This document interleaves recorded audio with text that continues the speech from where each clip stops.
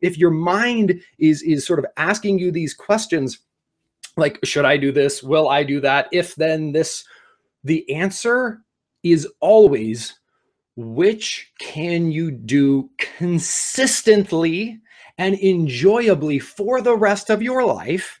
And you know what? It might not be perfectly sane right now, but you know what will happen is once you do it consistently for a while, like you do it consistently for 30 days, it's the next step will be so much easier, right? So think about it in terms of exercise. If your goal is to be able to walk a mile, right? That's your goal, is to walk a mile. And let's say you can barely walk a block right now without struggling. So one approach would be to say, I know that I need to walk a mile. So tomorrow I'm going to go try to walk a mile. It's going to be brutal and horrific, and I may not be able to do it. And then I'm going to get really discouraged, but I'm just going to grit my teeth and I'm going to keep trying to do it. And then after 4 days, I'm going to say, forget about it. And then I'm going to be depressed and sad because I'm going to feel like I put all this effort in and it's just another thing that didn't work for me. That's one approach. And that's the approach that a lot of these mainstream Biggest Loser type things tell us to do. And that's toxic. And I'm so happy that you've made the just insane nonsense. Here's another mindset that we could have. The mindset is, how far can I walk today with a smile on my face? And then tomorrow, I'm going to do that and a little bit more. That's it. And a little bit more. And then the day after that, I'm going to do that and a little bit more. Which one of those approaches 30, 60, 90 days from now is going to yield better results? Think about that in terms of eating now, right? What can I do enjoyably now? And granted, that might not be where you want to be, but if you rock it and nail it consistently for a week, the next week, the next level is going to be a bit easier. And the week after that, the next level is going to be a bit easier. So that consistent, gradual progress, like that's the secret. That is the secret to not only eating and exercise. To be clear, I definitely need to take my own advice, but we're here for the long term. I don't think any of us want to be in a worse position a year from today than we are now. So by definition, none of us should be doing anything over the next 12 weeks that we couldn't be doing consistently a year from today. Because if we can't do it consistently, we're just going to yo-yo, right? So that influences a lot of this stuff. And it makes it, on one level, it makes it easier, but it also makes it harder because it's like our brains are programmed for that short term, but our life is lived on the long term, right? It's all about the long term, right? Of course it's about the long term. So that gradual, what's working for you, what is following the sane template, and then how can I become gradually saner over time, I think can be very, very helpful. So, all right. Whew, that is an example of a medium to long answer to a simple question, but hopefully it's helpful. All right. The question here, Danielle posted a question here live. So I want to make sure I get to Danielle's question. Can you review how you view ketogenic eating? Danielle, you can be sane ketogenic. You can be sane ketogenic, you can be sane kosher, you can be sane halal, you can be sane vegan, you can be sane vegetarian, you can be sane paleo. You could actually be a sane calorie counter if you wanted. You could say, I'm only going to eat 1,200 calories of sane food per day, right? Sane just helps you. I mean, as you can see, even from this call, right? Sane is about more than just eating. It's about the quality of the food we put into our body, all based on science, not on anyone's just philosophies or some guru's theories. It's about the quality of how we move our body rather than just the quantity. It's also about the quality of our thoughts and of our emotions and how we approach eating and exercise. 'Cause some of this guidance we've been given, I mean, it's just bogus thinking. For example, like saying that, here's one example, okay? If, let's just say if, this is an example of sane logic. I'm not saying whether this is good or bad. I'm just giving you an example of sane thinking. If if processed white flour is bad, like if someone says that, and then that person says whole wheat flour is good, whole wheat is this, processed wheat is a subset. So if eating this subset is bad, if you eat this whole wheat, you're still eating everything that was in the subset. So if white bread is bad, then how does adding something to it make it's like everything that's bad is still there, right? So it's like if I were to drink a Coke and you said, Jonathan, that's insane. And I said, hold on, let me fix that. And you saw me take a vitamin pill and drop it in the Coke and said, well, now it's got vitamins and minerals in it. You'd say, Jonathan, you are ridiculous because everything that's bad about the Coke is still there. You just put a vitamin pill in it. So if processed wheat is bad for us and then we add things to it, well, everything that's bad about processed wheat is still in unprocessed wheat. So it's just, that's sort of an example of sane thinking. So Danielle, ketogenic eating, if it's sane and ketogenic, it can be extremely, extremely helpful. In fact, if you look at the clinical research, it is quite clear that in terms of speed of weight loss, ketogenic sanity will be like you will get great results. The only downside is it can be very hard for a lot of people. And this is again going to sound obvious, but the number one predictor, here it is. Here's the secret. Write this down, please. Here's another secret. The number one predictor of whether or not a lifestyle change will be successful, where success is always defined as we don't stop ever, not 12 weeks or the end of the Biggest Loser season happens. It's always about the long term. The number one predictor of success is, will you keep doing it? So if ketogenic eating, AKA eating fewer than 50 grams of carbs per day, or sometimes even less, makes you feel great and you love it and it's all good and it's sane, beautiful. And there's a lot of research saying that that is fine and is healthy and can actually help with neurological illness and all sorts of other good stuff.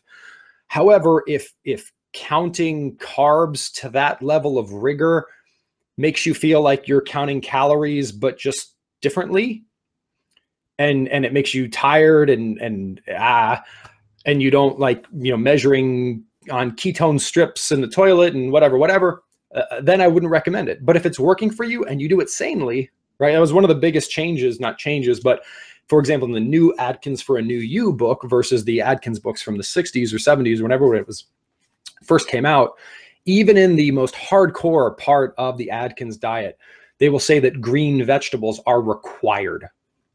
So that's an important thing, right? Even the core researchers and advocates around the Atkins diet are like, look, the initial version of it wasn't quite sane enough. So now we got to make it a little bit saner. We got to make sure we got the green vegetables in there. So yeah, it's a fine, lot of research to support it, long-term safety, all kinds of fun stuff. Just make sure it's sane. Hopefully that is helpful. All right, let's check here. Am has a question. How does sanity in the support group work? I have level 3, but have 31 points. Am, it is based on, so you get points for when people like your posts, when people reply to your posts, the number of posts you post, the number of people who put things like awesome, and the actual levels. I don't remember the numbers off the top of my head, but it's, when you get to a certain number of points, that corresponds to a certain level. And I can tell you certainly that the levels are like, it's easier to go from level 1 to level 2 than it is to go from 2 to 3, than it is to go from 3 to 4, than it is to go from 4 to 5. So if you see individuals who are at like level 4 or level 5, those are people who are rocking it. Not that other people aren't rocking it, but these are individuals who, like, it's actually, sorry, it's not that they are rocking it, but more importantly, they've done it consistently and persistently. They've been doing it for a long, long time. So there's nothing you could do in 1 week that would get you to level 4 in the support group. It's something that's going to take a little bit of time. So hopefully that helps. All right. So I've seen a lot of data that says yo-yo dieting, that says after yo-yo dieting, the metabolism slows and you need fewer calories to maintain. Is there data proving that sane eating will change that the amount of calories to maintain will return to normal? Fantastic question. And in fact, if you haven't seen, there was a recent New York Times article about how the Biggest Loser style of starvation and excessive exercise is horrifically damaging people's metabolisms, such that they require so few calories now that yo-yo weight gain is nearly impossible unless they were to essentially go back to the Biggest Loser ranch and starve themselves for the rest of their lives. And in fact, if you've gone through your step-by-step program, or as you continue to go through your step-by-step program, you'll see studies that were done in the 80s. In the 80s. And so it's heartbreaking. It's like the scientific community has known this stuff literally for decades. It just hasn't been shared with us.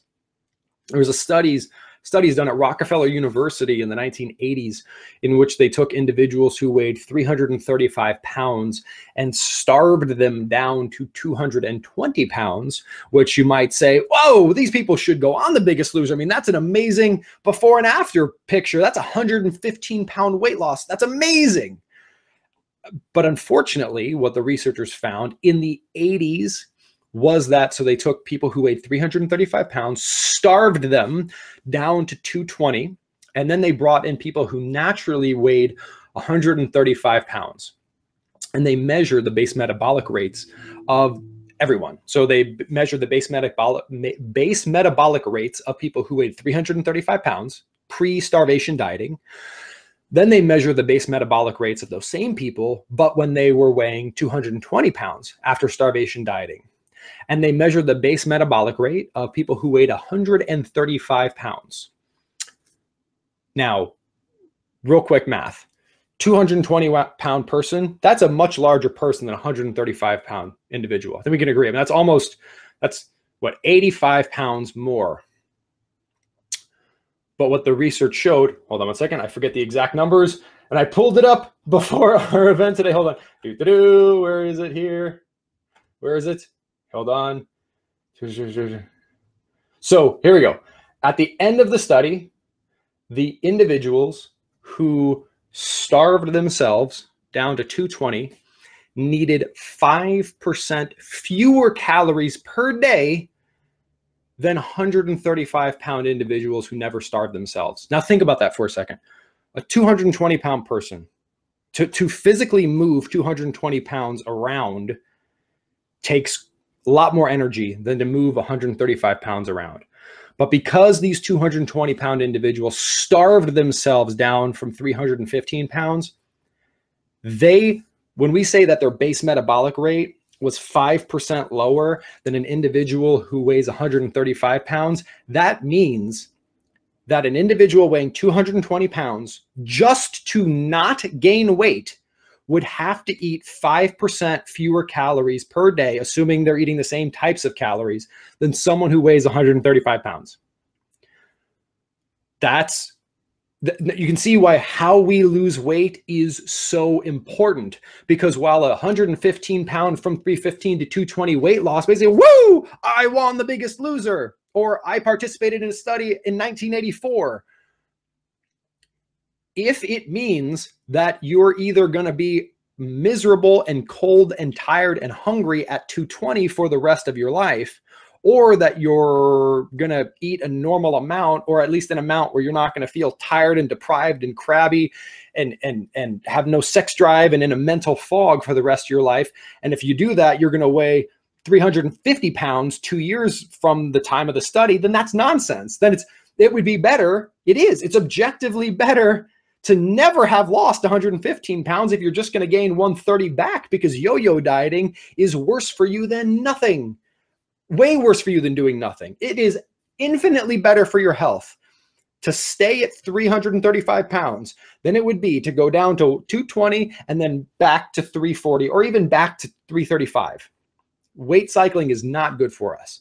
So that's why I'm so happy you're here. And I'm so happy you've given yourself the opportunity to make that gradual, consistent progress, because to actually answer your question, yes, there has been a huge amount of research done that shows that how you lose weight can dramatically affect your likelihood of rebound weight gain because of the change in your hormonal levels, the change in your gut flora, the change in your lean muscle tissue. Let me give you some concrete examples. So if you were to go from, I'm just going to use simple numbers here. Let's say you weigh 220 pounds and you lose 50 pounds. 50 pounds. And let's say that you do that through starvation dieting. There's a very good chance that 25 pounds could be muscle because, right, your body has a shortage of calories. What does it need? It needs energy. What burns a lot of energy? Muscle. So when your body needs more energy and it thinks it's starving, what's it going to burn off first? Tissue that uses a lot of energy or tissue that uses a little bit of energy? Tissue that uses a lot of energy. It's not going to burn off your essential organs. They'll use a heck of a lot of energy. Your brain is the #1 user of energy in your body. Your liver burns like 400 to 600 calories per day, but it's not going to burn off your brain or your liver, thankfully, but it will burn off your muscle tissue, and it does burn off your muscle tissue. So you go from 200 to 150, 25 pounds come from muscle. Let's say another 5 pounds come from water weight, and then 20 pounds come from fat. Gross oversimplification, losing 30 pounds of muscle will absolutely destroy your base metabolic rate completely. I mean, just so that right there, if you lost 30 pounds of muscle and 20 pounds of fat, unless you were to starve yourself for the rest of your life, all that 20 pounds of fat is going to come back easily because you lost 30 pounds of muscle, right? So if we can minimize muscle loss, then absolutely, we're also minimizing the likelihood of weight regain. But here's the catch, the other foot. This is why I don't like scales, right? Because, so let's take that same example. And by the way, thank you for asking this question. This is exactly what these calls are for, because you can see this is not something we could cover anywhere else. So I apologize if I don't get to any more questions, but I hope you find this valuable because this is the kind of stuff we could only cover here. Anyway, let's take that same example, 200 pounds. Down to 150. Success in the short term. 50-pound weight loss. I'm posting on my social media. I'm 50 pounds down. Woo! Holding up my scale. But now let's say that person's name is Tim. Tim goes from 200 to 150. And let's say Tammy, Tim's saner sister, Tammy goes from 200 to 180.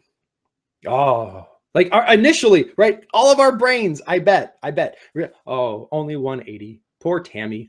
But let's say that Tammy did that. That's pure fat loss. She didn't dehydrate herself. In fact, she's drinking more liquids because she's going sane. She didn't burn off any muscle tissue. In fact, she developed 10 pounds of lean muscle tissue. How? Well, she's eating more nutrient-dense protein. She's doing safe, slow, eccentric resistance training. So she's actually rebuilding lean, compact, sexy, calorie-hungry, metabolic boosting lean muscle tissue.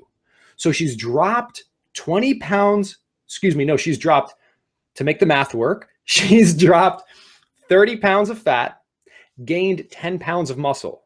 So the scale has only shown a 20-pound weight loss. So first of all, her body fat percentage would actually be, her percent body fat change would be way more significant than Tom's, because Tom lost more muscle than fat, and body fat percentage is the ratio of lean tissue to fat tissue. So if lean tissue and fat tissue both go down, the ratio doesn't really change, and you'll just look skinny fat. Whereas Tammy went sane. Yes, the scale says she only lost 20 pounds, but she's gained 10 pounds of muscle, lost 30 pounds of fat. So in fact, and here, I mean, there's other reasons for this, but this example, I think, answers the question. Tammy's base metabolic rate will be higher. So Tammy's lost 20 pounds total, gained 10 pounds of muscle, losing 30 pounds of fat. Her base metabolic rate is higher, not lower. How? She actually has more lean tissue on her body than she did before. So you can see the deck is so ridiculously stacked against us in the Biggest Loser, Weight Watchers calorie counting model.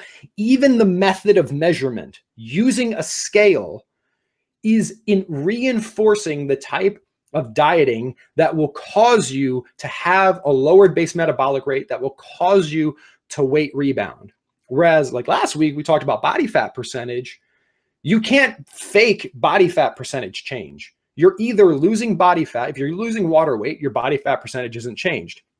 If you lose fat, your body fat percentage is changed. If you gain muscle, which is great, it's the least appreciated and biggest change maker in terms of our metabolism that we have. And that's why protein and resistance training is so important, and getting enough rest, because we need to give our body a chance to heal and rebuild itself. That in and of itself will absolutely not only prevent your base metabolic rate from falling, but it will actually increase your base metabolic rate. Let me give you another way that this works. Sorry, because this is really important. We talk about S, satiety, A, aggression, N, nutrition, E, efficiency. The E, efficiency, talks about how many calories we burn just eating food, just digesting food. So for example, protein is very inefficiently processed by the body. It's not an energy source. It's a structural component.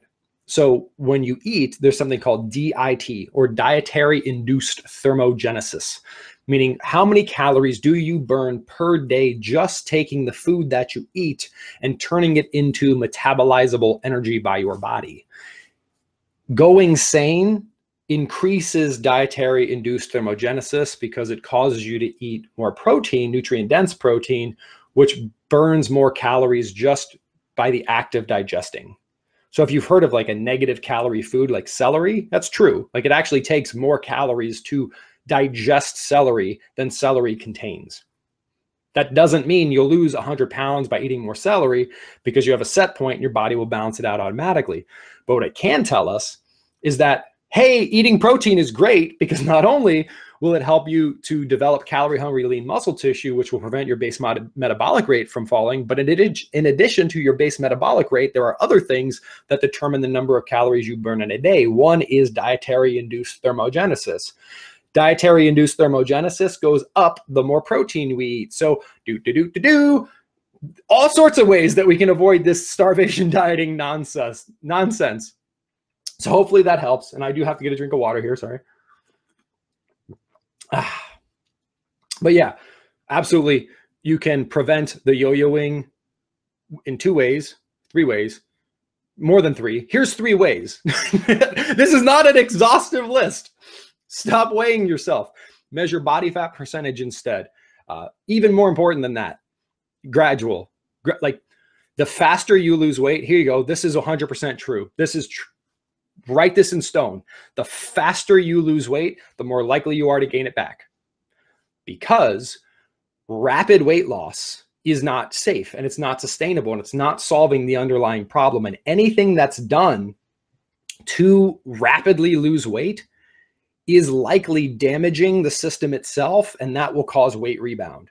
So take this with the long-term, patient, caring, gradual, self-loving mindset, and do that while throwing away your scale, and instead maybe just measuring waist circumference or using skin fold calipers, or even better, just eating and exercising and sleeping and letting your body take care of it itself, and just give it that time. And then the third thing to do is to make sure that you're not ignoring that which can actually cause you to gain weight in the short term, which is the amount of protein you're eating, doing your eccentric resistance training, which will, like, if you're doing it right, and this is, please don't soundbite this. Like, I'm glad this is just between us, because I could totally see this, what I'm about to say, if taken out of context, sounds terrible, okay? Eccentric exercise will make you gain weight. Oh my goodness. But the weight it will make you gain is lean muscle tissue, which over the long term will help you to burn more fat. So remember, we want to change the ratio of fat to muscle. You could just burn fat, you could just increase muscle, but if you do them at the same time, you get the best results and the best health and the best everything else. You want your self-confidence to freaking skyrocket. So here's another example of why building lean muscle tissue is awesome. If you've ever walked up a flight of stairs while talking to someone and been out of breath and not able to continue the conversation, that is a terrible feeling, right? It is, you're trying to talk to someone and I'm sorry, not a good feeling to have, okay? You might think the only way to avoid that is to go become a marathon runner so that you can have better cardiovascular endurance. That's one way. A saner way is, for example, let's say that an individual weighs 200 pounds, just for simplicity of math. When you walk up the stairs, what are you doing? With every step you take, one of your legs is lifting 200 pounds, right? So you walk up 10 steps, 1, 2, 3, 4, 5, 6, 7, 8, 9, 10. Each leg has lifted 200 pounds 5 times. Now, let's say that you double your leg strength. Very easy to do, especially if you've never weight trained before. If you've never weight trained before, you might start out leg pressing 100 pounds. Within a month, you'll probably be up to 200 or 2 months. It's just, I mean, as you're getting started, it's amazing how quickly you can develop strength. Okay, now let's say your legs are twice as strong and you still weigh 200 pounds. Because let's say you lost 5 pounds of fat, but gained 5 pounds of muscle. So no weight loss. Oh, but it's okay. That's not our goal. so no weight loss. Oh, but it's okay. It's okay. Because we know what our goal is. Our goal is body fat percentage, long-term, yada, yada, yada. 200 pounds, still 200 pounds, still 10 steps, but your legs are twice as strong. So just for simplicity of math, if your legs are twice as strong, this is a simplification. Each time they were lifting 200 pounds before, you still weigh 200 pounds, but to your stronger legs that are twice as strong, to them it feels like it's only 100 pounds each step you take, right? Because they're twice as strong. The amount of weight they're lifting hasn't changed, but their ability to lift weight has doubled. So wouldn't it make sense that if it required half as much labor to climb up the same number of steps, that you wouldn't be out of breath? You've done nothing in terms of your VO2 max, which is, for example, an indicator of cardiovascular endurance. But what you have done is you've enhanced your global metabolic conditioning, meaning your body's overall ability to function. You've become stronger, right? Not like bodybuilder stronger, but like I'm a stronger person now. Challenges are going to come up, and you know what? I'm going to take care of them. And I've got a flight of stairs to walk up, but you know what? It's twice as easy now. So I'm not out of breath. And that's amazing. And I've totally gone off track. Oh yes. Doing that, right, is going to help your base metabolic rate not to fall. Anyway, so answering that question, that's helpful. Oh my goodness. All right. So let's see what we got going on here. Are there any vitamin or mineral supplements that I can take or should take to help reset my body? How about chromium for blood sugar stability? Many other nutritional experts seem to think that resistant starch is a good addition for gut health. Great question. Oh my goodness. So there's 2 ways to answer this. One is, could chromium be good for blood sugar health? Maybe. Is chromium something you want to take for the rest of your life? If the answer is no, I don't know if I'd start taking it, because whatever chromium does for you, it will only keep doing it for you if you keep taking chromium. So unless you want to take it for the rest of your life, I don't know if I would start taking it. Then you might say, well, Jonathan, by that logic, what the heck can I do? You know what you are? Here's what you're going to do. You ready? You're going to eat delicious, sane food. You're going to get great sleep. You're going to develop deep, loving relationships. You're going to do work you're passionate about, and you're going to move your body safely and sustainably for the rest of your life. Sounds pretty good. And when you think about it that way, like, it becomes so much simpler, right? Like, yes, it's absolutely true.